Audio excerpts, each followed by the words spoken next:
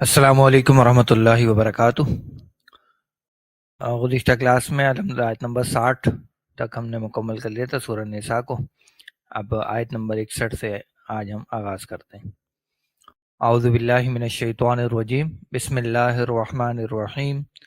وَإِذَا قِيلَ لَهُمْ تَعَالَوْا إِلَى مَا أَنزَلَ اللَّهُ وَإِلَى الرَّسُولِ رَأَيْتَ الْمُنَافِقِينَ يَصُدُّونَ عَنْكَ صُدُودًا۔ صدق اللہ العظیم۔ اچھا، جب اس میں جو ہمارے پاس واو آ رہا ہے، یہ بیسیکلی اگر آپ اس کو دیکھیں نا تو پیچھے والی جو بات آئی ہے کہ وہ کیا کیا کرتے ہیں، یعنی وہ طاغوت کی طرف جو ہے وہ جانا چاہتے ہیں وغیرہ، تو اب اس پر یہ بات مزید جو ہے وہ جڑ رہی ہے کہ جب ان سے کہا جاتا ہے تو پھر وہ ان کا رویہ کیا ہوتا ہے، تو اسی پر یہ بات جو ہے وہ جا کے جڑ رہی ہے۔ اذا جو ہے یہ ہمارا پرانا حرف شرط ہے اور یہ ظرف کا مفہوم بھی اپنے اندر رکھتا ہے۔ اچھا، اب شرط کیا ہے؟ شرط یہ ہے کہ قیل لہم تعالوا الی ما انزل اللہ و الی الرسول، یہاں تک یہ پورا بیان شرط ہو جائے گا۔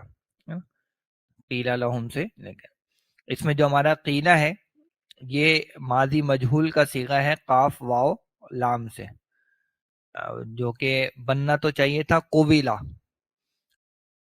قاف واو لام سے قویلہ، چونکہ فعیلہ ماضی مجہول کا وزن ہے، لیکن اس میں کچھ قواعد لگتے ہیں تو یہ تبدیل ہو کر قیلہ استعمال ہو جاتا ہے، اور یہ زیادہ تر جو ہے وہ اسی شکل میں اپنے پہلے صیغے کی صورت میں ہی استعمال ہوتا ہے قیلہ۔ البتہ جن سے بات کہی جاتی ہے ان کا ذکر پھر آگے لام کے صلے کے ساتھ ہو جاتا ہے، تو بس یہاں یہ نہیں بتایا جاتا کہ بات کس نے کہی ہے، لیکن کن سے کہی گئی ہے یہ ہمیں پتہ لگ جاتا ہے۔ بات جن سے کہی جاتی ہے وہ لام کے صلے کے ساتھ آتے ہیں، وہ یہ آ گیا حرف جار، اور ہم جو ہے وہ مجرور ہو گئے، اور یہ ہم جو ہیں یہ وہی ہیں جو پیچھے جن کا تذکرہ ہو گیا، جو دعویٰ کرتے ہیں، جتاتے تو ہیں ایمان کا اظہار کرتے ہیں، لیکن عملاً ان کا معاملہ کیا ہے کہ طاغوت کی طرف فیصلے کے لیے جاتے ہیں۔ تو یہاں اگر ہم اس کا یہاں تک کا ترجمہ کریں تو کیا ہوگا؟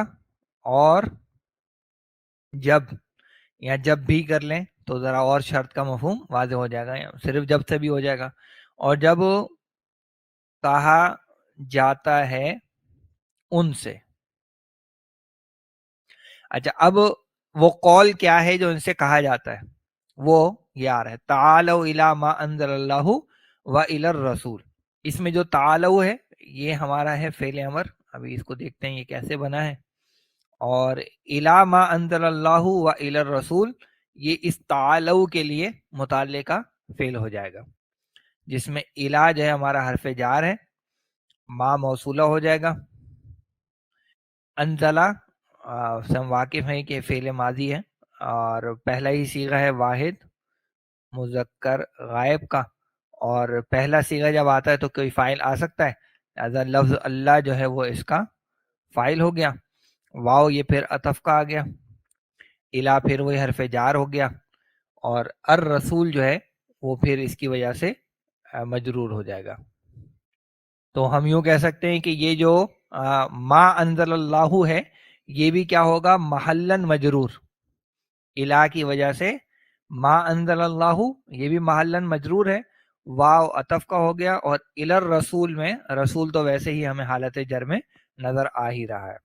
تو اس میں جو فعل آیا ہے تعالو، اس کو ذرا دیکھ لیتے ہیں کیسے یہ بنا ہے، کیا استعمال ہوتا ہے اس کا۔ جی، تو اس کا ہم ابھی جو فعل دیکھ رہے ہیں وہ ہے تعالو، مادہ کیا ہوگا جی؟ اس کا کیا لگتا ہے؟ عین لام، یہ دو دکھ ہی رہے ہیں، اور تیسرا ہے واو، عین لام واو، مجرد میں یہ مادہ باب نصرہ سے استعمال ہوتا ہے، اور اس کا مصدر بنتا ہے علوون۔ مجرد میں ایک تو اس کے معنی ہوتے ہیں بلند ہونا، ایک اس کے معنی ہوتے ہیں کسی چیز پر چڑھنا یا چڑھائی کرنا، اور تیسرے اس کے مجرد ہی میں معنی ہوتے ہیں سرکشی کرنے کے۔ وہ فرعون کے بارے میں آتا نا، انہو کانا عالیم من المسرفین، تو وہ عالی کا جو لفظ ہے وہ اسی سے بنا ہے۔ البتہ یہ جو تعالو ہے یہ استعمال ہوا ہے باب تفاعل سے، اور باب تفاعل میں اس کے معنی ہوتے ہیں دوسروں سے بلند ہونا، البتہ جو اس کا فعل امر ہم بناتے ہیں ابھی ہم دیکھ لیتے ہیں وہ بنا کیا ہے کیسے ہے.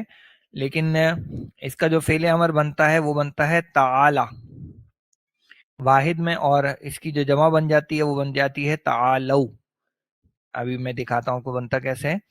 البتہ اس میں پھر اس کے معنی ہوتے ہیں تو بلند ہو, یا ایک معنی ہوتے ہیں تو اٹھ, بیسیکلی دوسروں کے مقابلے. اور پھر جو زیادہ تر اس کا استعمال ہے وہ اس معنی میں ہوتا ہے کہ تو آ. تو تعال کے معنی ہوتے ہیں آؤ, ادھر آؤ, یا صرف آنے کے معنی میں. تو یہ ایک حکم ہوتا ہے اگلے کے لیے. تو اس کو واحد کے صیغے میں تعال کا لفظ ہے وہ بولتے ہیں, اور جمع میں تعالو کا لفظ استعمال ہوتا ہے. یہ بنیادی طور پر جمع مذکر حاضر کا صیغہ ہے باب تفاعل میں, جس کا وزن ہے تتفاعلون. تتفاعلون میں عین لام واو ڈالیں تو کیا بنے گا؟ تتعالون, ایسے ہی بنے گا. اچھا, اب یہاں آپ دیکھیں کہ یہ دو دو حرف علت ایک ساتھ آ گئے, تو ان کا تو گزارا ہوگا نہیں, لہذا جو مادے کا حرف علت ہے اس کو ہم گرا دیں گے, جو کہ ہے یہ والا واو. تو جب اس کو گرا دیں گے تو کیا بنے گا؟ تتعالون. اور اب اگر آپ اس کا فعل امر بنائیں گے تو ایک تا شروع میں گر گئی, اور ایک یہ نون گر گیا, اور ایک الف لگ گیا, تو یہ بن گیا تعالو. اور یہ اور بھی کئی جگہوں پر آیا, جیسے سورہ آل عمران میں آتا نا, قل یا اہل الکتاب تعالوا الی کلمۃ, تو وہاں پہ بھی ایک کہہ دیا اہل کتاب آؤ, تم سب آؤ. تو یہ ہے فعل ہمارا تعال کا, اس کا جمع کا صیغہ یہاں تعالوا استعمال ہو گیا. کلیئر ہے؟ آگے چلیں اس کو دیکھیں. اب یہاں پہ آتے ہیں تو اس کا ترجمہ, اچھا جس کی طرف بلایا جاتا ہے وہ الہ کے ساتھ آتا ہے. جیسے وہ جو آیت ابھی میں نے ذکر کی اس میں بھی کیا ہے, قل یا اہل الکتاب تعالوا الی کلمۃ, ایک بات کی طرف آؤ. تو جس چیز کے لیے بلایا جاتا ہے وہ الہ کے ساتھ ہے. تو یہاں پر الہ کے ساتھ دو چیزوں کا ذکر ہے. پہلی کیا ہے؟ ما انزل اللہ, کیا ہوگا ترجمہ؟ جو اللہ نے نازل کیا. اور یہ ما انزل اللہ, جو اللہ نے نازل کیا, الہ کی وجہ سے محلن مجرور ہو جائے گا, اور یہ اشارہ یقیناً قرآن مجید ہی کی طرف ہے. پھر واو عطف کا ہے, اور پھر دوسری چیز وہ کیا ہے؟ وَإِلَى الرَّسُولِ, اور رسول کی طرف. یعنی دو چیزیں آ گئی, وہی قرآن اور سنت, جس کا ذکر ہم نے پہلے بھی کیا تھا کہ اگر کسی معاملے میں تنازع ہو تو اسے اللہ رسول کی طرف لوٹاؤ, تو وہ بھی قرآن اور سنت کا ذکر تھا یہاں. لیکن وہاں پہ اللہ اور رسول کا ذکر تھا, یہاں پہ جو اللہ نے نازل کیا ہے اور رسول صلی اللہ علیہ وسلم. تو قرآن و سنت یہ دو ایسی چیزیں ہیں کہ جن کو جدا نہیں کیا جا سکتا, اور جو جدا کرنے کی کوشش کریں گے وہ گمراہی کے سوا اور کچھ بھی حاصل نہیں کر پائیں گے. یہ یہاں ذکر منافقین کا ہو رہا ہے, تو اس کا ترجمہ کیا ہو جائے گا جی؟ اور جب کہا جاتا ہے ان سے آؤ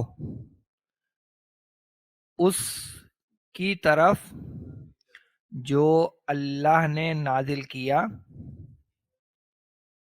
اور رسول صلی اللہ علیہ وسلم کی طرف, تو یہ تو ہو گئی ہماری شرط, ٹھیک ہے نا. یعنی جب یہ ہوتا ہے تو اب ان کا رویہ کیا ہوتا ہے وہ اب اگلی اسی کی آیت کے اگلے حصے میں بتایا گیا, اور وہ ہے رأیت المنافقین یصدون عنک صدودا. یہ پورا کا پورا اب کیا ہو جائے گا؟ جواب شرط. اور چونکہ یہ جواب شرط جو ہے وہ فعل مضارع پر مبنی نہیں ہے, فعل ماضی پر مبنی ہے, اس لیے اس میں کوئی مجزوم شے ہمیں نظر نہیں آ رہی. مجزوم اگر یہ فعل مضارع ہوتا تو پھر یہ مجزوم ہو جاتا جواب شرط کی وجہ سے. یہاں پر یہ فعل ماضی ہے, لیکن چونکہ جواب شرط کی جگہ آ رہا ہے اس لیے ہم ماضی کی جگہ ترجمہ جو ہے وہ شرط کے اعتبار سے حال والا ہی کریں گے. تو اس میں جو رأیتا ہے یہ ہمارا فعل اور فاعل دونوں چیزیں اس کے اندر ہی موجود ہیں. یہ ہمارا کون سا صیغہ ہے؟ ماضی کا واحد مذکر حاضر کا صیغہ ہے, بالکل سیدھا ہے. گو کہ اس میں علت ہے, لیکن اس صیغے میں آ کے علت کوئی لگی نہیں ہے. فعلتا کے وزن پہ رأیتا ہمارا بن گیا. تو رآ یرا رؤین, یہ مادہ پہلے بھی ہم علم ترا کے ذیل میں دیکھ چکے ہیں, تو تفصیل تو آپ اس کی وہاں پہ دیکھ لیجیے گا معنی کے اعتبار سے. البتہ یہاں رأیتا کا ترجمہ کیا ہوگا؟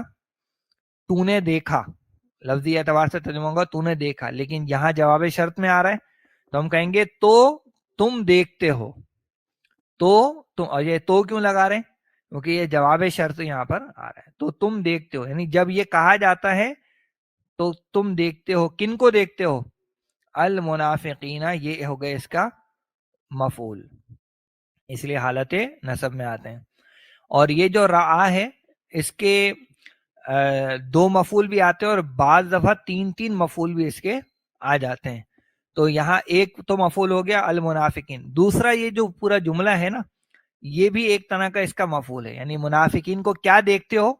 وہ یہ کام کر رہے ہوتے ہیں. تو اس کو بھی آپ کہہ سکتے ہیں کہ یہ بھی اس کا مفعول ثانی جو ہے وہ بن رہا ہے. تو اس میں اگلا جو اب آ رہا ہے ہمارے پاس لفظ وہ ہے یسدونا. یسدونا ہمارا فعل اور فاعل دونوں چیزیں ہی ہیں. کون سا صیغہ لگ رہی ہے؟ جمع مذکر غائب مضارع کا بالکل صیغہ ہے. اور ابھی ہم دیکھتے ہیں یہ بنا کیسے ہے. اور ان کا میں ان ہمارا حرف جار ہے، کا اس کی وجہ سے مجرور ہو جائے گا. اور سدودن یہ کیا ہے؟ یہ اسی یسدونا کا مصدر ہے. تو فعل اور مصدر جب آ جائیں تو کیا بن جاتا ہے؟ مفعول مطلق. ٹھیک ہے نا، یہ بن گیا ہے ہمارا مفعول مطلق. اور مفعول مطلق تاکید کے لیے بھی آتا ہے، نوعیت کے لیے بھی آتا ہے، اور تعداد کو بیان کرنے کے لیے بھی آتا ہے. یہاں پر یہ تاکید کے لیے استعمال ہوا ہے. تو جو مادہ ہمیں دیکھنا ہے وہ یہ ایک ہی ہے، یسدونا. اس پر اسی سے سدودن بھی ہم دیکھ لیں گے. یسدونا، اور اس کا جو مادہ ہے وہ ہے سواد، دال دال باب نصرہ سے. اس کا ایک تو مصدر بنتا ہے سدن، اور ایک مصدر یہی بنتا ہے جو یہاں پر استعمال ہوا ہے سدودن. یہ دونوں اس کے مصادر استعمال ہوتے ہیں. اس کے ایک معنی ہوتے ہیں کسی چیز سے رک جانا، یہ آتا ہے بطور فعل لازم.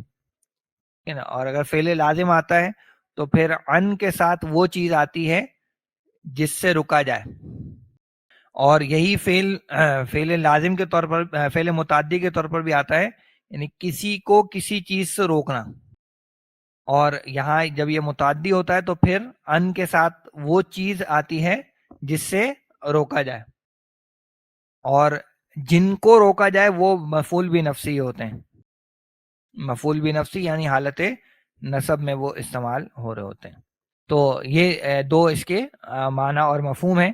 تو اگر ہم ادھر اب آ جائیں یہاں پر اپنی آیت پر، تو یہاں پر کیا ہو جائے گا؟ یہاں رکنے کے معنی میں ہے، یعنی یہاں پر جو وہ لازمی معنی میں یہ استعمال ہو رہا ہے. یسدونا کا ترجمہ کیا کریں گے؟ وہ رکتے ہیں ان کا، آپ سے. جس چیز سے رکا جاتا ہے وہ ان کے ساتھ آتے ہیں. تو یہاں وہ فعل لازم کے معنی میں استعمال ہو رہا ہے. تو یہاں لکھ دیتا ہوں میں فعل لازم، اور اس کا پھر یہ مفعول مطلق آگے آ گیا. تو اب ہمارے لیے ترجمہ آسان ہے. ایک دفعہ یہ یسدونا کی کنسٹرکشن کو دیکھ لیجئے. یہ ہے ہمارا مضارع میں جمع مذکر غائب، اور یفعلون کا وزن ہے باب نصرہ میں، یہ بنے گا یس دونا. اب اس میں آپ دیکھ رہے ہیں کہ دونوں دال متحرک ہیں، اور اس مادے کا نام کیا ہوگا؟ مضاعف. تو دونوں دال متحرک ہیں، پیچھے سواد خالی ہے، تو یہ دال اپنی حرکت دے دے گا پیچھے سواد کو. تو جب یہ کام ہوگا تو یہ بنے گا یسد دونا. اور جب ہم اس کا ادغام کر دیں گے تو یہ تشدید آ جائے گی اس پر، یہ بنے گا یسدونا. تو یسدونا کے معنی یہ بھی ہو سکتے ہیں کہ وہ رکتے ہیں، اور یسدونا کے معنی یہ بھی ہو سکتے ہیں کہ وہ روکتے ہیں. لیکن جو آیت ابھی ہم دیکھ رہے ہیں اس میں یہ فعل لازم کے طور پر استعمال ہوا ہے، یعنی وہ رکتے ہیں ان کا، آپ سے. کیونکہ جب وہ متعدی معنی میں ہوتا ہے تو پھر ان کا ذکر بھی ہوتا ہے کہ جن کو روکا جائے. یہاں ان کا ذکر نہیں ہو رہا کہ کن کو روکتے ہیں وہ، اس لیے یہ فعل لازم یعنی وہ خود ہی روکتے ہیں، اس لیے یہاں پر ہم فعل لازم کے طور پر دے رہے ہیں. تو اب اس کا ہم ترجمہ کر لیں آسان سا. یہاں ہوگا جب انہیں بلایا جاتا ہے، کہا جاتا ہے کہ آؤ اس کی طرف جو اللہ نے نازل کیا اور رسول صلی اللہ علیہ وسلم کی طرف، تو تم دیکھتے ہو منافقین کو، نہیں، منافقین کو وہ رکتے ہیں آپ صلی اللہ علیہ وسلم سے جیسے رکا جاتا ہے، یعنی بالکل ہی کٹ جاتے ہیں، بالکل ہی رک جاتے ہیں، آپ کے پاس آنے کے لیے تیار نہیں ہوتے۔ اور میں نے پچھلی نشست میں بھی ذکر کیا تھا کہ اس کے پس منظر میں ایک واقعہ ہے، اور وہ واقعہ کچھ یوں ہے کہ ایک یہودی اور ایک منافق جو ہے ان کے درمیان آپس میں کچھ جھگڑا ہو گیا۔ تو یہودی جو ہے وہ یہ چاہ رہا تھا کہ آپ صلی اللہ علیہ وسلم کی عدالت میں چلیں، کیونکہ اسے یہ یقین تھا کہ آپ صلی اللہ علیہ وسلم صحیح اور درست فیصلہ فرمائیں گے، جبکہ منافق چونکہ چور تھا اس کے دل میں، تو وہ یہ چاہتا تھا کہ کعب بن اشرف جو کہ یہود کی عدالتوں میں ایک طرح کا جج ٹائپ تھا، تو وہ چاہتا تھا کہ اس کے پاس چلیں، اور وہاں پہ کچھ اسے تھا کہ کچھ رشوت وغیرہ چلا جائے گی تو میرا کام بن جائے گا۔ لیکن یہودی جو ہے بضد رہا کہ نہیں، ہم اللہ کے رسول صلی اللہ علیہ وسلم ہی کے پاس جائیں گے۔ اللہ کے رسول صلی اللہ علیہ وسلم کے پاس آئے اور آپ صلی اللہ علیہ وسلم نے یہودی ہی کے حق میں فیصلہ دے دیا۔ تو اس پر جو ہے یہ منافق بھی اور اس کا پورا کنبہ قبیلہ خاندان جو ہے وہ بھی ضد میں آ گیا، اور ضد میں آ کر انہوں نے کیا کیا، پہلے تو گئے وہ ابوبکر صدیق رضی اللہ تعالیٰ عنہ کے پاس، اور جا کر ان کے سامنے یہ معاملہ رکھا کہ بھئی ایسا ایسا معاملہ ہوا ہے اور اللہ کے رسول صلی اللہ علیہ وسلم نے اس یہودی کے حق میں فیصلہ دے دیا ہے۔ تو ابوبکر صدیق رضی اللہ عنہ نے فرمایا کہ بھئی جو اللہ کے رسول نے فیصلہ دے دیا تو وہی میرا بھی فیصلہ ہے۔ تو وہ یہاں پہ بھی انہیں مایوسی ہوئی۔ پھر ان کے دل میں یہ خیال آیا کہ بھئی حضرت عمر تو بڑے دشمنوں کے خلاف سخت ہیں، تو وہ ضرور جو ہے وہ منافق بہرحال تو مسلمان تھا، تو اسے یہ امید تھی کہ وہ میرا ساتھ دیں گے اس یہودی کے خلاف۔ تو حضرت عمر رضی اللہ عنہ کے پاس جب گئے اور جا کر ذکر کیا کہ بھئی یہ معاملہ ہے اور اللہ کے رسول نے یہ فیصلہ دیا ہے صلی اللہ علیہ وسلم، اور ابوبکر صدیق رضی اللہ عنہ نے بھی یہ فیصلہ دیا ہے، تو اب دیکھیں کیا ہے۔ تو الفاظ حدیث میں یہ آتے ہیں کہ حضرت عمر نے کہا کہ ذرا یہیں رکو، اور وہ اندر گئے اور تلوار لے کر آئے اور اس منافق کی گردن اڑا دی، اور فرمایا کہ عمر کے ہاں جو اللہ کے رسول کے فیصلے کو تسلیم نہیں کرتا اس کا یہی فیصلہ ہے۔ تو اس پر جو ہے وہ اس کے جو رشتہ دار تھے انہوں نے بڑا شور مچایا کہ بھئی یہ کیا ہو گیا اور یہ معاملہ وہ معاملہ، اور پھر اللہ کے رسول صلی اللہ علیہ وسلم کے پاس بھی جا کر کہا کہ جی ہم تو بھلائی چاہتے تھے، ہم تو موافقت چاہتے تھے، مصالحت چاہتے تھے، ہمارا کوئی مقصد آپ کے فیصلے کے خلاف جانا نہیں تھا، لیکن ہم تو یہ چاہتے تھے کہ کوئی بیچ کی راہ نکل آئے۔ تو اس کا ذکر اب اگلی آیت میں اور واضح طور پر آ رہا ہے۔ تو اگلی جو آیت ہے آیت نمبر 62، اس میں فرمایا گیا کہ فَكَيْفَ إِذَا أَصَابَتْهُمْ مُصِيبَةٌ بِمَا قَدَّمَتْ أَيْدِيهِمْ ثُمَّ جَاءُوكَ يَحْلِفُونَ بِاللَّهِ إِنْ أَرَدْنَا إِلَّا إِحْسَانًا وَتَوْفِيقًا۔ اس میں جو اب ہمارا یہ جو فَكَيْفَ ہے، یہ اس سے پہلے بھی کہیں گزرا ہے، کچھ یاد آتا ہے؟ جی آیت نمبر 41 میں ہم نے دیکھا تھا، اسی سورہ نساء میں آیت نمبر 41 اگر آپ دیکھیں، فَكَيْفَ إِذَا جِئْنَا مِن كُلِّ أُمَّةٍ بِشَهِيدٍ، وہ جو الفاظ تھے وہاں پر میں نے آپ کے لیے یہ بات واضح کی تھی۔ تو یہ جو فا ہوتا ہے نا، اس میں یہ فا رابطہ بن جاتا ہے، اور کیفہ جو ہے اس کے بعد ایک چیز کو یعنی محذوف مانا جاتا ہے، اور وہ کیا ہے، حالہم یا حال المنافقین یا امر المنافقین۔ ٹھیک ہے، تو یہاں میں لکھ دیتا ہوں فَكَيْفَ حَالُهُمْ، یا کیفا حال المنافقین بھی کر سکتے ہیں، یا امر المنافقین بھی کر سکتے ہیں، امر المنافقین، یعنی یہ آگے والی بات جو ہے وہ شرط ہے، اور جواب شرط کو جو ہے وہ پہلے ہی اس میں رکھا گیا، یعنی جب وہ ہوتا ہے آگے والا کام تو کیا حال ہوتا ہے ان کا، یا کیا حال ہوتا ہے ان منافقین کا۔ تو یہ اس پہلو سے اس کو دیکھنے کی ضرورت ہے۔ اب اس میں کیفہ جو ہے وہ ہمارا اس میں استفہام ہے، اور اس کی مزید وضاحت آپ وہ آیت نمبر 41 میں بھی دیکھ سکتے ہیں، وہاں بھی یہی انداز آیا تھا۔ اذا ہمارا وہی حرف شرط آ گیا، اور شرط اب کیا ہے کہ اصابتہم مصیبہ، بنیادی شرط یہ ہے، اور پھر اس فعل کے بارے میں کچھ مزید باتیں، بما قدمت ایدیہم ثم جاؤک یحلفون باللہ، یہ ساری باتیں جو وہ اس میں آ رہی ہیں۔ اب اس میں جو اصابت ہے کیا لگ رہی ہے؟ مونس کا بالکل فعل ہے. تو فعل یہ ہے، البتہ اس کا فاعل آگے آ رہا ہے مصیبتن، اور یہ فعل کون سا ہے؟ واحد مونس غائب کا، باب افعال سے آیا ہے. اور ہم جو ہے وہ ہے اس کا مفعول. تو فعل فاعل مفعول یہ تینوں چیزیں اس میں ہمارے سامنے آ رہی ہیں. تو اصابت اور مصیبہ یہ دونوں ایک ہی مادے سے ہیں، ایک فعل ہے اور ایک اسم ہے. آئیے پہلے ان کو دیکھ لیتے ہیں کہ یہ کیسے بنے، پھر اس پر مزید کلام آگے کرتے ہیں. تو پہلے ہم دیکھ لیتے ہیں اصابت کا جو لفظ ہے وہ کیسے بنا ہے. تو کیا مادہ ہوگا جی؟ مجرد میں یہ آتا ہے صاد واو با باو ضربہ سے، اور صیبن جو ہے وہ اس کا مصدر بنتا ہے.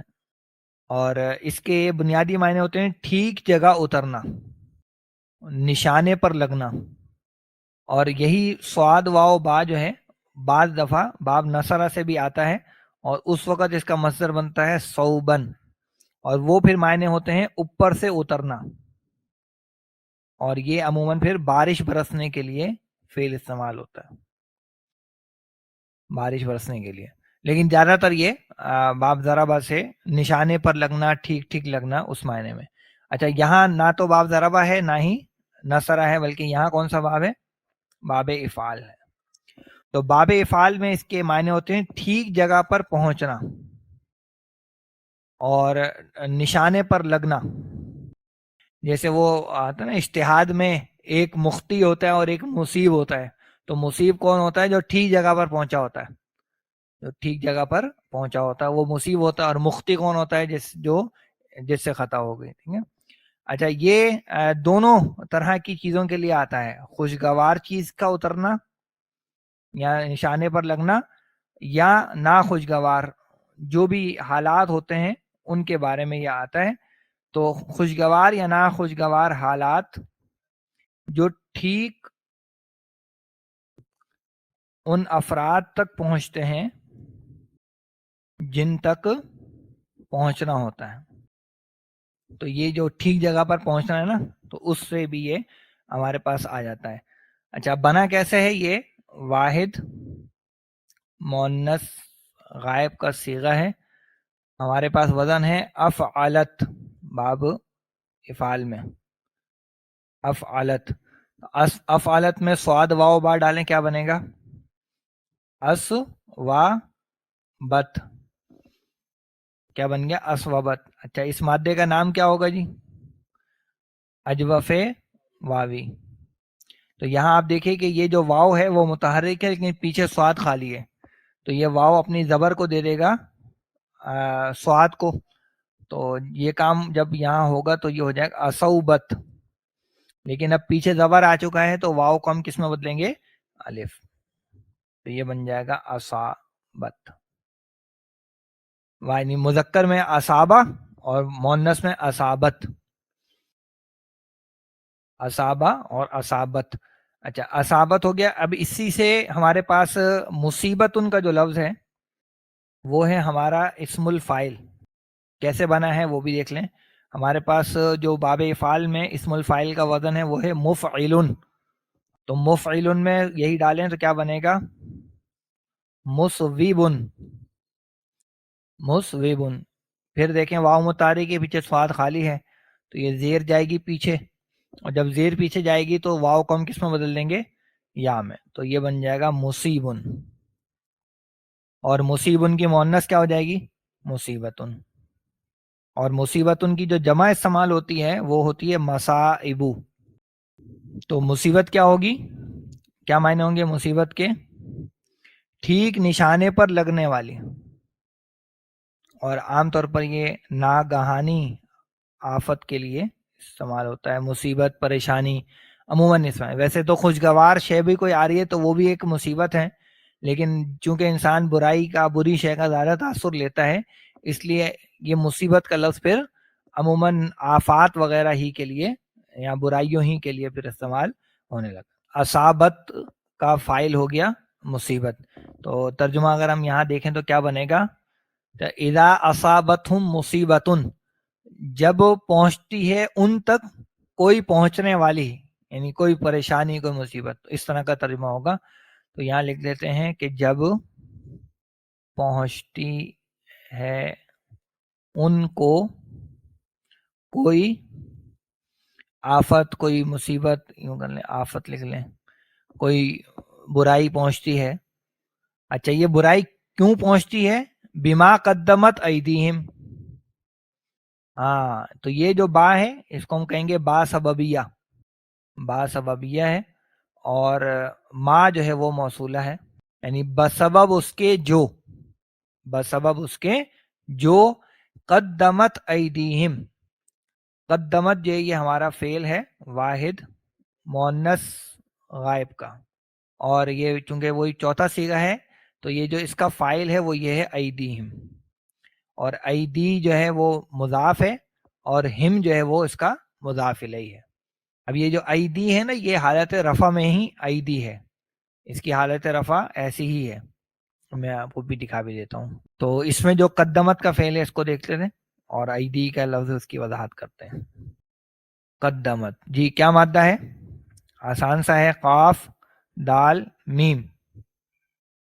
یہ بھی مجرد میں دو ابواب سے آتا ہے، ایک آتا ہے باب نصرہ سے اور پھر مصدر اس کا بنتا ہے قدمن، اور معنی ہوتے ہیں کسی چیز کے آگے ہونا یا پیش رو ہونا. اچھا اور ایک یہ آتا ہے یہی قاف دال میم باب سمیہ سے، قدیمہ یقدمو قدومن، قدومن پھر اس کا مصدر بنتا ہے، اور اس کے معنی ہوتے ہیں آنا یا کسی کام کا ارادہ کرنا. تو یہ دونوں ہیں. البتہ یہاں کس باب سے آیا یہ؟ باب تفعیل سے. باب تفعیل میں اس کے معنی ہوتے ہیں آگے کرنا یا آگے بھیجنا، اور اس میں یہ واحد مؤنث غائب کا صیغہ ہے ماضی کا. فعلت کا وزن ہے اور اسی وزن پہ یہ بن جاتا ہے قدمت. مؤنث کا فعل کیوں آیا ہے؟ کیونکہ اس کا فاعل کون ہے آگے؟ ایدی، اور ایدی کیا ہے؟ غیر عاقل کی جمع مکسر، تو اس وجہ سے فعل ہمارا واحد مؤنث کا استعمال ہو گیا. جی تو یہ ہمارے پاس جو لفظ ہے اصل میں ہے وہ یدن. یدن کہتے ہیں ہاتھ کو. تو یدن کی اگر ہم گردان کریں تو کیا ہو جائے گی؟ یدن، یدن، یدن. تسنیہ میں بھی آسان ہے، تسنیہ میں ہو جائے گا یدانی، یدینی اور یدینی. البتہ جمع میں جو ہے وہ ناقص کے کچھ قواعد اس پر لگتے ہیں، تو یہ رفع میں ہو جاتا ہے ایدن، نصب میں ہو جاتا ہے ایدین، اور جر میں آ کے یہ پھر ایدن ہو جاتا ہے. تو رفع اور جر یہ جو ناقص یائی ہیں ان کی اکثر جو رفع اور جر ہے وہ ایک جیسی ہوتی ہے، جیسے قاذن قاضین قاذن، ہادن ہادین ہادن، اس طرح کے ناقص کے جو الفاظ ہیں وہ. اچھا اب ہوا کیا کہ جب ہم نے اس ایدی کو بنایا مضاف، جب ہم نے اس کو بنایا مضاف، بیسیکلی یہ تھا ایدیون، ایدیون سے یہ ایدن ہوا ہے. اب جب ہم نے اس کو مضاف بنایا تو مضاف میں کیا ہوتا ہے جی؟ تنوین خفیف ہو جاتی ہے، تنوین خفیف ہو جاتی ہے، تو یہ کیا رہ جائے گا؟ ایدیو، ایدیو، اور ہم لگ جائے گا اس کے ساتھ. اچھا یہاں پر آپ ایک الگ قاعدہ لگ رہا ہے کہ یا پیش والی اور اس سے پیچھے زیر ہے، اور یہ بھی قاعدہ ہم کئی دفعہ استعمال کر چکے. تو یہاں ہم کیا کریں گے؟ یا کو ساکن کر دیں گے، تو یہ بن جاتا ہے ای دی اور ہم. اگر ہم اس پر ال لگا دیتے ہیں تو پھر یہ بن جاتا ہے الایدی، وہ پھر یا جو ہے واپس آ جاتی ہے، کیونکہ جب ال لگاتے ہیں تو تنوین خفیف ہو جاتی ہے، تو وہ الایدی والی کیفیت میں وہ آ جاتا ہے. الایدی، الایدیہ، اور پھر الایدی، اس طرح سے ہی بن جاتا ہے. تو آئیے اس کا ذرا ترجمہ کرتے ہیں. جب پہنچتی ہے ان کو کوئی آفت بسبب اس کے جو آگے بھیجا ان کے ہاتھوں نے، یعنی جو اعمال کیے ہیں، جو حرکت کی ہے انہوں نے، اس کی وجہ سے جب ان کو کوئی مصیبت پہنچتی ہے تو پھر وہ کیا کرتے ہیں؟ ثم جاؤک یحلفون باللہ. ثم کیا ہے ہمارا؟ حرف عطف ہے، اور یہ فا کے مقابلے میں ذرا تراخی کے لیے آتا ہے، یعنی فا میں ہوتا ہے کہ وہ کام فوراً ہو گیا، اور ثم میں آتا ہے کہ اس میں تھوڑی تاخیر، یعنی جب ان سے کوئی پریشانی ہوتی ہے تو فوراً بھی نہیں آتے، بلکہ کچھ وقت گزرنے کے بعد جو وہ جاؤ کا آپ صلی اللہ علیہ وسلم کے پاس وہ آتے ہیں۔ تو اس میں جو جاؤ ہے یہ ہم فعل پہلے بھی کئی مرتبہ دیکھ چکے ہیں، جیم یا حمزہ باب ضربہ سے ہی آتا ہے، اور یہ ہمارا فعل اور فاعل دونوں اس کے اندر ہی ہیں۔ کون سا صیغہ ہے یہ؟ جی جمع مذکر غائب کا یہ صیغہ ہے۔ اس میں جو کا کی ضمیر ہے یہ ہو جائے گی اس کی مفعول۔ تو جاؤ کا وہ آتے ہیں آپ کے پاس، اچھا ہے تو ماضی، آتے ہیں کا ترجمہ کیوں کر رہے ہیں؟ کیونکہ شرط چل رہی ہے، تو کیا ہوگا؟ ثم جاؤ کا، پھر وہ آتے ہیں آپ صلی اللہ علیہ وسلم کے پاس۔ اچھا اب جب وہ آتے ہیں تو آ کر ان کی کیفیت کیا ہوتی ہے؟ یحلفون باللہ۔ تو یہ جو یحلفون باللہ ہے نا، یہ ان کا حال ایک طرح سے بیان ہو رہا ہے، یہ ان کا حال بیان ہو رہا ہے، جس میں یحلفون جو ہے آپ دیکھیں تو کیا ہے، یہ بھی فعل اور فاعل دونوں چیزیں اس کے اندر ہیں، جمع مذکر غائب کا یہ صیغہ ہے۔ اور باللہ جو ہے وہ بھی حرف جار ہے، جس کی وجہ سے لفظ اللہ جو ہے وہ مجرور ہو گیا۔ تو یہ جو لفظ آیا یہ بھی ہمارے پاس نیا لفظ ہے، کیا مادہ ہوگا جی اس کا؟ یحلفون جو ہے اس کو ہم دیکھ رہے ہیں، تو ہا لام فا بالکل مادہ اس کا یہی ہے، باب ضربہ سے آتا ہی ہے، اور حلفن یہ بنتا ہے اس کا مصدر۔ بنیادی اس کے معنی ہوتے ہیں قسم کھا کر عہد و پیمان کرنا۔ اب اس میں یہ چیز نوٹ کیجئے کہ جس کی قسم کھائی جاتی ہے وہ آتا ہے کس کے ساتھ؟ بادر بی کے ساتھ، ٹھیک ہے، جیسے یہاں پر آ رہا ہے یحلفون باللہ۔ پھر یہ کہ جس بات پر قسم کھائی جاتی ہے وہ بات جو ہے وہ پھر آتی ہے علی کے ساتھ، جیسے یحلفون علی الکذب، اور یہ آیا ہے قرآن مجید جی کے اندر، تو یحلفون علی الکذب یعنی وہ جھوٹ پر قسم کھاتے ہیں، وہ جھوٹ پر قسم کھاتے ہیں۔ اور ایک اس کے ساتھ تیسری چیز بھی استعمال ہوتی ہے، یعنی جس کو یقین دلانے کے لیے قسم کھائی ہے، تو وہ پھر ہمارا استعمال ہوتا ہے لی کے ساتھ، جیسے یحلفون لکم، تو کیا ترجمہ ہوگا؟ تمہارے لیے قسمیں کھاتے ہیں، یعنی تمہیں یقین دلانے کے لیے قسمیں کھاتے ہیں۔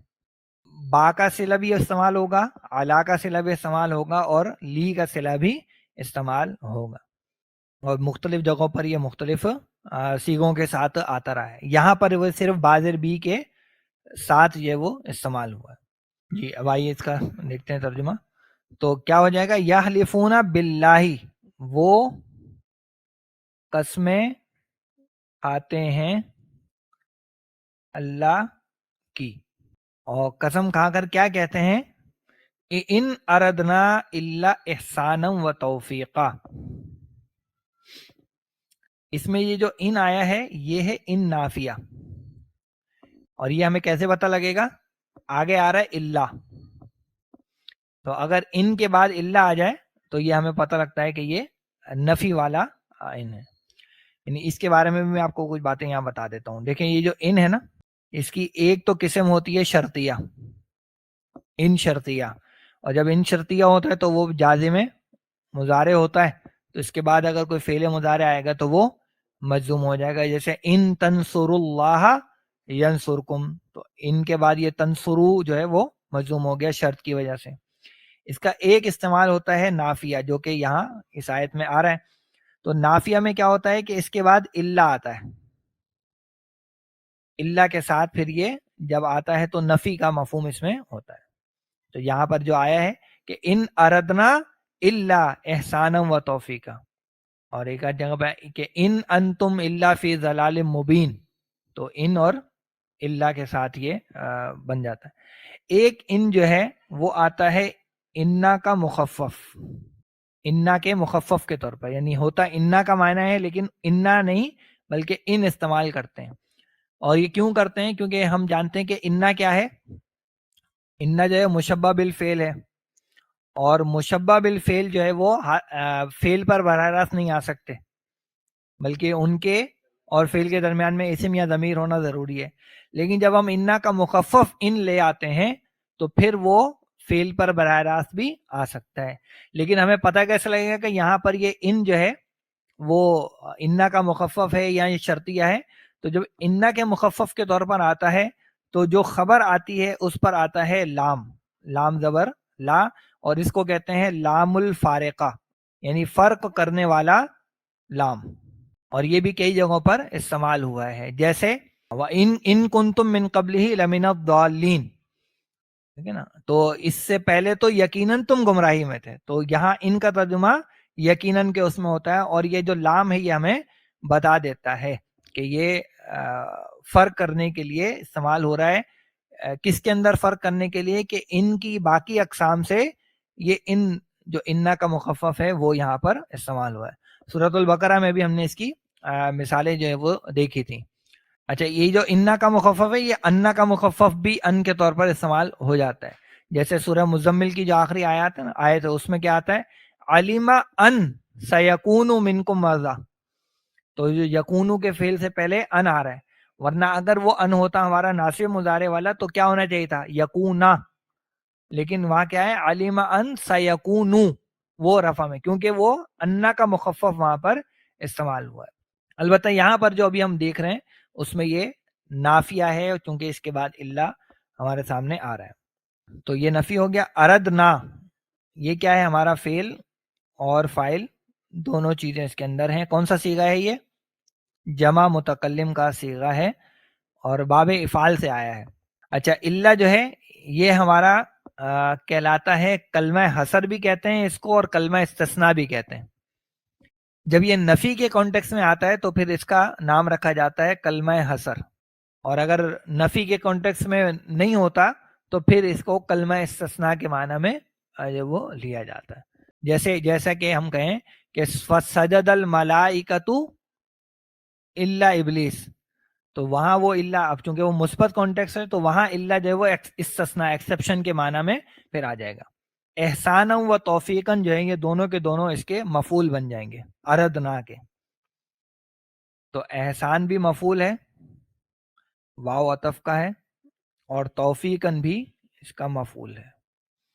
اچھا، اس میں جو نارملی طریقہ ہوتا ہے ترجمہ کرنے کا وہ بڑا آسان ہوتا ہے کہ آپ ان اور اللہ یا نفی کے لیے جو لفظ آ رہا ہے وہ اور کلمہ حصر جو ہے ان دونوں کو ہٹا دیں تو جو چیز بچتی ہے وہ اصل میں مطلوب ہوتی ہے. تو اگر ان دونوں کو ہم ہٹا دیں تو کیا ہوگا؟ یحلفون باللہ اردنا احسانا و توفیقا. ہاں، تو یہ بات ہے. لیکن اس میں ذرا اس طرح کے انداز میں زور پیدا ہوتا ہے. جیسے وہاں بھی اگر آپ دیکھیں تو وما خلقت الجن والانس الا لیعبدون، تو ما اور اللہ کو اگر آپ ہٹا دیں تو کیا ترجمہ ہوگا؟ خلقت الجن والانس لیعبدون. لیکن وہ ایک سیدھی بات ہوگی. یہ جو بات ہوتی ہے اس میں ذرا تاکید ہوتی ہے اور حصر کا پہلو ایڈ ہو جاتا ہے. اچھا، اس میں جو اردنا کا فعل ہے ہم ویسے تو دیکھ چکے ہیں اس کے معنی وغیرہ. اگر آپ تھوڑا سا بھی پیچھے جائیں گے نا تو یہ جو آیا ہے یریدونا آیت نمبر 60 میں، یریدونا کا جو فعل تھا اس میں یہ ہم دیکھ چکے ہیں. تو اردنا یہ آیت نمبر 60 میں جو ہے آپ اس کو دیکھ لیجئے. البتہ یہاں پر یہ ماضی کا جمع متکلم کا صیغہ ہے، اور جمع متکلم میں را واو دال چونکہ مادہ ہے تو باب افعال میں اس کا وزن ہے افعلنا. تو افعلنا میں یہ بنے گا ار ود نا. اب یہاں پر اجوف کا ایک قاعدہ لگے گا. واو متحرک کے پیچھے کیا ہے؟ را خالی ہے، تو کیا کرے گا؟ واو اپنی حرکت پیچھے دے دے گا. جب یہ حرکت پیچھے دے دی تو کیا ہو گیا؟ یہ ہو گیا واو بھی ساکن، اس کے بعد دال بھی ساکن ہے، اور پھر ہے یہ نا. تو یہ دو جو ساکن ہیں ان کو کوئی بھی پڑھ نہیں سکتا، لہذا ہم جو کمزور ہے ہمارے پاس حرف علت اس کو ہم گرا دیتے ہیں تو یہ بن جاتا ہے اردنا. اردنا. تو اردنا کا ترجمہ کیا ہوگا؟ ہم نے چاہا، ہم نے ارادہ کیا. تو ان اردنا، اب ان چونکہ نفی والا ہے تو کیا ترجمہ ہوگا؟ ہم نے نہیں چاہا. تو ہوگا وہ قسمیں کھاتے ہیں اللہ کی، ہم نے نہیں چاہا الا مگر. اب کیا انہوں نے چاہا؟ احسانم و توفیقہ. احسانم و توفیقہ یہ دونوں مصدر ہیں، اور ایک مصدر جو استعمال ہوا ہے وہ احسان کون سے باب سے ہے؟ باب افعال سے ہے. تو ہا سین نون جو ہے، اگر آپ اس کو باب افعال میں استعمال کرتے ہیں تو پھر اس کے معنی ہوتے ہیں خوبصورتی دینے کے. خوبصورتی دینا یا خوبصورت بنانا، اور ایک معنی بھلائی کرنے کے بھی ہوتے ہیں. اور دوسرا جو لفظ اس میں آیا ہے وہ ہے توفیق کا، وہ باب تفعیل کا مصدر ہے. واو فا قاف اس کا مادہ ہے، اور مجرد میں یہ باب حسیبہ سے آتا ہے. وفقن اس کا مصدر بنتا ہے، اور وہاں پر بنیادی معنی ہوتے ہیں کسی کا کسی کے ساتھ ہم آہنگ ہونا یا کسی کے مطابق ہونا. لیکن یہاں پر چونکہ آئے باب تفعیل سے نا، توفیق، تو باب تفعیل میں جو ہے وہ اس کے معنی ہوتے ہیں ہم آہنگی دینا یا مطابقت پیدا کرنا. تو یہاں پر یہ احسان اور توفیق کا لفظ جو ہے وہ آ گیا. تو احسان وہ بھلائی کے معنی میں لے لیں، اور توفیق کو جو ہے وہ مطابقت کے معنی میں لیں، تو یہاں پہ پھر آیت کا مفہوم بالکل واضح ہو جاتا ہے. تو وہ کہتے ہیں کہ ہم نے نہیں چاہا مگر بھلائی اور مطابقت کو. یعنی ہم نے تو بھلائی کا ارادہ کیا اور مطابقت پیدا کرنے کا ارادہ کیا. تو ہمارا کوئی مقصد جو ہے وہ آپ صلی اللہ علیہ وسلم کے حکم کی خلاف ورزی کرنا نہیں تھا، بلکہ ہم تو یہ چاہتے تھے کہ یہ جو معاملہ بگڑ رہا ہے، اور ایک منافق ایک مسلمان کے خلاف چونکہ فیصلہ چلا گیا ہے، تو یہودی جو ہے وہ اس پر شیر ہوں گے کہ دیکھو ہم نے تو مسلمانوں کو شکست دے دی. تو ہم تو یہ چاہ رہے تھے کہ بس یہ ذرا مصالحت ہو جائے، کوئی بھلائی کا معاملہ ہو جائے. لیکن اگلی جو آیت ہے وہ اس بات کو واضح کر رہی ہے کہ نہیں، یہ تو صرف ایک اوپر کی بات ہے جو انہوں نے بنائی ہے. جی آیت نمبر 63 ہے. فرمایا اولئک الذین یعلم اللہ ما فی قلوبہم فاعرض عنہم وعظہم وقل لہم فی انفسہم قولا بلیغا. تو اس میں جو ہمارا اولئک ہے نا جی، یہ بن جاتا ہے مبتدا، جو کہ کیا ہے؟ اشارہ بعید، اور یہ جمع کے لیے استعمال ہو جاتا ہے. اس کی تقسیم ویسے ہم دیکھ چکے ہیں کہ اصل میں اشارہ کیا ہے؟ اولا، اولائی، اور کا جو ہے وہ اس میں ضمیر خطاب ہماری بن جاتی ہے. تو ضمیر خطاب آنے سے یہ بعید کا اشارہ بن جاتا ہے. اور اگر اس کے شروع میں ہا لگا دیں تو ہا اولائی، وہ پھر قریب کا اشارہ بن جاتا ہے. تو یہ اولائی کا مبتدا ہو گیا، الذین اس کی خبر ہے، اور یہ خود اس میں موصولہ بھی ہے، اور اس کا صلہ وہ پھر آگے آ رہا ہے، یعلم اللہ ما فی قلوبہم، جس میں یعلموں کا فعل اس کی وضاحت کی ضرورت نہیں ہے، ہمارا فعل ہے اور یہ پہلا ہی صیغہ ہے، اس لیے آگے دیکھیں تو لفظ اللہ جو ہے وہ اس کا فاعل بن گیا، اور ما فی قلوبہم یہ اس یعلموں کا مفعول بن جائے گا، جس میں ما ہمارا موصولہ ہو جائے گا، پی حرف جار ہو جائے گا، قلوب مجرور ہو جائے گا اور مضاف بھی ہے، اور ہم کی ضمیر اس کا مضافل ہے، اور یہ جو پورا ہے ما سے لے کر یہ ہو جائے گا اس کا مفعول، کس کا؟ یعلمو کا مفعول ہو جائے گا. تو ترجمہ کیا ہوگا؟ اولئک الذین یعلم اللہ ما فی قلوبہم. ہاں، یہ وہ ہیں، اللہ جانتا ہے جو کچھ ان کے دلوں میں ہے. یعنی یہ بتا دیا کہ یہ اوپر اوپر سے تو باتیں کر رہے ہیں، لیکن جو ان کے دلوں میں ہے وہ اللہ تعالی جاننے والا ہے. لیکن اب آپ صلی اللہ علیہ وسلم کو کیا حکم دیا جا رہا ہے کہ ان کا رویہ تو جو ہے تو ہے، لیکن آپ نے کیا کرنا ہے؟ تو آپ کو جو ہے وہ یہاں پر 3 باتوں کا حکم دیا گیا ہے. تین باتوں کا حکم ہے. تو یہ جو فا ہے یہ ہمارا عطف کا فا ہو جائے گا, تو کے معنی میں ہم اس کو لے لیں گے. تو ایک حکم آیا ہے عارض, یہ بھی ہمارا فعل امر ہے, ٹھیک ہے, باب افعال سے آئے گا بالکل, ابھی دیکھ لیں گے. اور ان جو ہے وہ حرف جار ہے, جس کی وجہ سے ہم جو ہے وہ مجرور ضمیر ہو جائے گی, اور ان ہم جو ہے وہ متعلقہ فعل ہو جائے گا عارض کا. پھر یہ واو ہمارا عطف کا آ جائے گا. از ہم جو ہے اس میں یہ جو از ہے یہ ہے فعل امر, ابھی دیکھتے ہیں کیسے بنا ہے, اور ہم جو ہے وہ ہو جائے گا اس کا مفعول. پھر ایک اور واو عطف کا ہے. اب جو فعل امر ہے وہ ہے قل, قل جو ہے وہ بھی ہمارا فعل امر ہے, اور جس سے بات کہی جاتی ہے میں نے آپ کو بھی بتایا کہ وہ لام کے صلے کے ساتھ آتا ہے, لہذا یہ لام وہ حرف جار والا, اور ہم اس کی وجہ سے مجرور ہو جائے گا. اچھا, فی انفسہم, فی ہمارا حرف جار ہے جس کی وجہ سے انفسی مجرور ہو گیا, اور ساتھ ہی یہ مضاف بھی ہے, اور ہم کی ضمیر مضاف الیہ. اور قولم بلیغن جو ہے یہ کل کا مفعول ہے, یعنی کیا کہنا ہے آپ نے وہ قولن بلیغن آپ نے کہنا ہے. تو یہ قولن موصوف ہو جائے گا, اور بلیغ اس کی صفت ہو جائے گی, اور یہ مفعول بن جائے گا کل کا.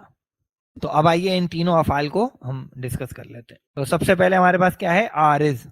عارض کا مادہ ہے عین را ضاد, اور مجرد میں باب ضربہ سے بھی آتا ہے اور باب سمیہ سے بھی آتا ہے. باب ضربہ سے جب آتا ہے تو مصدر بنتا ہے اردن, اور اس کے معنی ہوتے ہیں پیش کرنا یا سامنے لانا. تو اس معنی میں یہ آیا ہے نا جو سورہ احزاب کے آخر میں ہے کہ انا اردنا الامانتا, انا اردنا الامانتا علی السماواتی والارض, تو ہم نے آسمانوں اور زمین پر پیش کی امانت, تو وہ پیش کرنے کے معنی میں. اچھا, یہی عین را ضاد جو ہے یہ باب سمیہ سے بھی آتا ہے, اور پھر اس کا مصدر بنتا ہے ارادن, اور اس وقت اس کے پھر معنی ہوتے ہیں ناپائیدار ہونا یا عارضی ہونا. جیسے آیا ہے تریدون ارد الدنیا, تریدون ارد الدنیا, تم چاہتے ہو دنیا کی زندگی کا عارضی سامان. اچھا, یہی عین را ضاد باب کرومہ سے بھی آتا ہے اتفاق سے, اور وہاں پر اس کا مصدر بنتا ہے ارادتن, اور وہاں پہ پھر اس کے معنی ہوتے ہیں چوڑا ہونا. تو وہ جو جنت کے بارے میں آیا نا, ارضھا کا ارض السماء والارض, اس کی چوڑائی, اس کا پھیلاؤ آسمان و زمین کے پھیلاؤ کے برابر ہے یا کے مانند ہے. البتہ یہاں پر یہ آیا ہے باب افعال سے جی, ان تینوں ابواب سے نہیں آیا بلکہ باب افعال سے آیا, اور باب افعال میں اس کے معنی ہوتے ہیں توجہ نہ دینا یا بے رخی برتنا یا رخ پھیر لینا, یہ معنی بھی اس کے آ جاتے ہیں. تو یہ باب افعال میں فعل امر بنا ہے واحد مذکر حاضر کا. تفعلو ہمارے پاس وزن ہے, اس میں یہ بنے گا تعرضو, تو تعرضو سے فعل امر بنا ہے, تو علامت مضارع تا ہٹی, حمزہ زبر والا لگا, اور ضاد کو ہم نے آخر میں ساکن کر دیا, تو یہ بن گیا اعرض. اعرض, اور جس سے اعراض کیا جاتا ہے وہ ان کے ساتھ پھر استعمال ہوتا ہے. تو کیا آ گیا فاعرض عنہم, تو آپ اعراض کیجئے ان سے, آپ توجہ نہ دیجئے ان کی طرف, آپ بے رخی برتیے ان سے. یہ سارے معنی اس کے بن جائیں گے. تو ایک تو ہو گیا عارض کا فعل. دوسرا جو فعل ہمیں دیکھنا ہے وہ ہے عز. عز, اب اس میں بچے ہیں اسے دو حروف, تو دو حروف والا تو کوئی مادہ ہوتا نہیں ہے, تو یہ ضرور کوئی نہ کوئی اس میں پریشانی والی چیز ہے. تو اس کا مادہ ہے واو عین اور ضا, اور یہ باب ضربہ سے آتا ہے, اور وعظن اور عزتن دونوں اس کے مصدر بنتے ہیں. اس کے معنی بنیادی طور پر ہوتے ہیں کہ کسی بھلائی کا اس طرح ذکر کرنا کہ سننے والے کے دل میں نرمی پیدا ہو. اور پھر سادہ معنی ہیں واز کہنا، واز کرنا یا نصیحت کرنا. تو ایسی گفتگو کے جس سے اگلے کا دل نرم ہو، وہ آمادہ عمل ہو جائے، اس طرح کی گفتگو کرنے کو کہتے ہیں واز. اچھا اس میں یہ بنا کیا ہے؟ یہ بنا ہے پھر فعل امر، اور وہی واحد مذکر حاضر کا صیغہ ہے. باب ضربہ میں واحد مذکر حاضر کا وزن ہے تفعیلو. تفعیلو میں یہ بنے گا تو ایزو. تو ایزو. اس مادے کا نام کیا ہوگا؟ مثال واوی. تو مثال واوی کا یہ اصول ہم پہلے بھی استعمال کر چکے ہیں کہ اس کی واو مضارع میں جا کے گر جاتی ہے. تو یہ تو ایزو کے بجائے بنے گا ہی تعیزو. تو ایزو بنے گا ہی نہیں بلکہ تعیزو بنے گا. اب اس تعیزو سے آپ بنائیے فعل امر. تو علامت مضارع ہٹ گئی، شروع میں کچھ لگانے کی ضرورت نہیں کیونکہ عین پر پہلے سے زیر ہے، اور اس زوئیں کو جو ہے وہ ہم ساکن کر دیں گے تو یہ بن جائے گا از. اسی وزن پر ایک اور فعل امر قرآن میں جائے میں اد. شیطان سے اللہ نے کہا وَإِدْهُمْ، اور تو ان سے وعدے کر. تو یہی اسی طریقے سے وہ واو عین دال ہے، یہ واو عین وا ہے. تو وَإِذْهُمْ، تو از یعنی تو نصیحت کر، لفظی ترجمہ ہوگا تو نصیحت کر، اور یہاں کانٹیکس میں ہوگا اور آپ نصیحت کیجئے. کن کو کرنی ہے؟ ہم، انہیں، یعنی انہیں منافقین کو. اور تیسرا جو فعل امر ہمارے پاس آ رہا ہے وہ ہے کل. کل کا لفظ پہلے بھی ہم ویسے دیکھ چکے ہیں، قاف واو لام اس کا مادہ بنتا ہے. باب نصرہ سے قولن اس کا مصدر ہوتا ہے. بات کرنا، کہنا، یہ سارے اس کے معنی ہوتے ہیں. اس میں پھر وہی فعل امر ہے، یہ واحد مذکر حاضر کا. باب نصرہ میں واحد مذکر حاضر کا وزن ہے تفعلو. تفعلو میں قاف واو لام ڈالیں تو بنے گا تقولو. مادے کا نام کیا ہے؟ اجوف.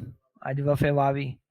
تو یہاں دیکھیں واو متحرک کے پیچھے قاف خالی ہے، تو یہ اپنی پیش دے دے گا پیچھے، اور چونکہ پیچھے پیش گئی ہے تو واو کی بچت ہو گئی کیونکہ وہ اس کی دوستی برقرار. تو یہ بن گیا تقولو. اب اس تقولو سے فعل امر بناتے ہیں. کیا بنے گا؟ علامت مضارع ہٹ گئی، شروع میں کچھ لگانے کی ضرورت تو نہیں ہے، اور لام کو ہم نے کر دیا ساکن، تو یہ ہو جائے گا بہت زیادہ کول. اب یہاں دو دو ساکن ہم پڑھ نہیں سکتے، مجبوری ہے، لہذا اس کو ہم گرا دیں گے تو یہ پھر بن جائے گا کل. تو آپ کہہ دیجئے، اور یہ تو بہت ساری جگہوں پر یہ فعل امر استعمال ہوا ہے.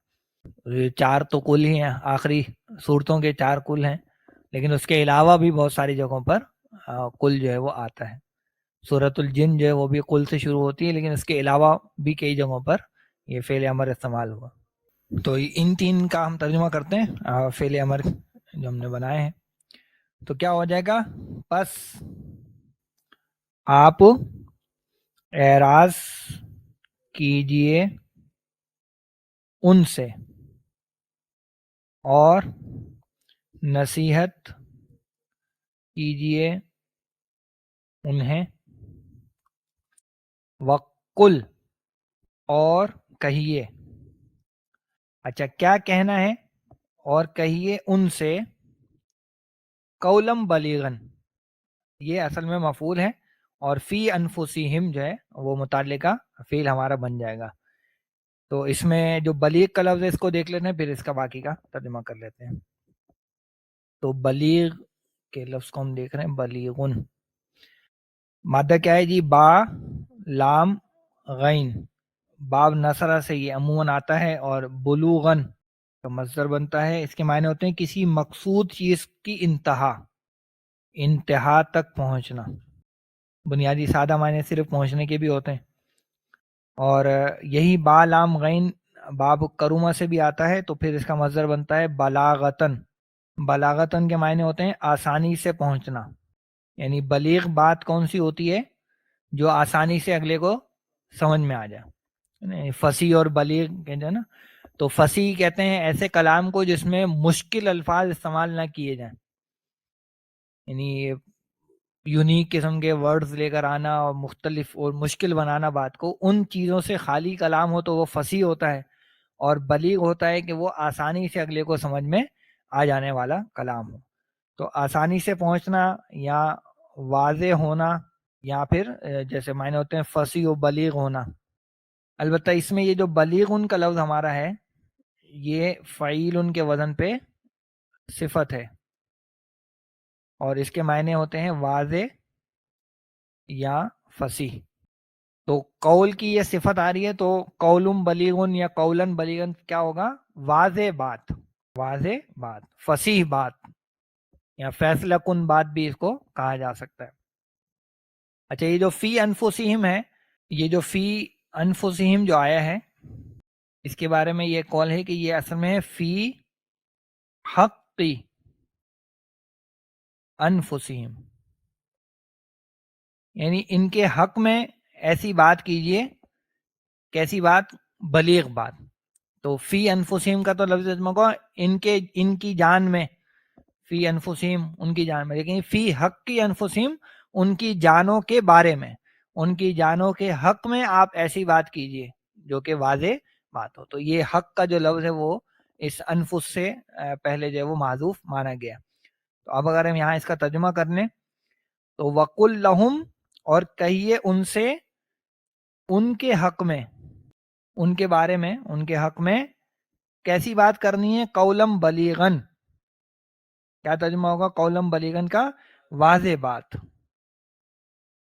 واضح بات، یعنی یہ کہ ان کو نصیحت بھی کیجئے، ان کو سمجھائیے بھی، اور ایسی بات کریں کہ ان کے اندر وہ آپ کی بات اتر جائے، آپ کی بات جو ان کے دل میں اتر جائے، اس طرح سے آپ ان سے بات کیجیے۔ تو یہ بنیادی طور پر ذکر آیا، یعنی پہلے یہ قسمیں کھاتے ہیں کہ ہم تو جی بھلائی کا اور توفیق کا ارادہ رکھتے تھے، کہ اللہ نے حقیقت بتا دی کہ نہیں، اللہ جانتا ہے جو کچھ ان کے دلوں میں ہے، لیکن آپ صلی اللہ علیہ وسلم نے کیا کرنا ہے؟